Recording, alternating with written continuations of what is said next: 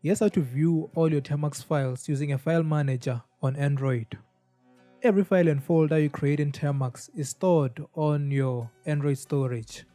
You can view, edit, and delete these files outside of Termux using a file manager. Here's how. After installing Termux, run the command termux setup storage. This will create a storage folder with basic directories like documents and music inside it. It's a good idea to use this folder as your root working directory to stay organized. To access this folder via the file manager, you need to install a file manager app. Here's how. Go to F-Droid or the Google Play Store.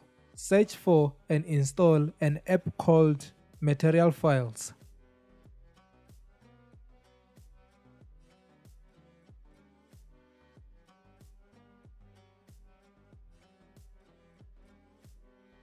Once this app is installed, open it and follow these steps. Tap the menu, select Add Storage.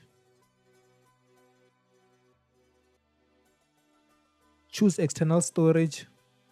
This will bring you to a layout showing downloads and other directories. Click the menu, scroll down, and select Termux. Now Termux will be added to your file manager's menu.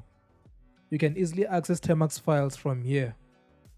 As you can see, if you create or delete a file either on Termux or using the file manager, it will reflect in both places immediately.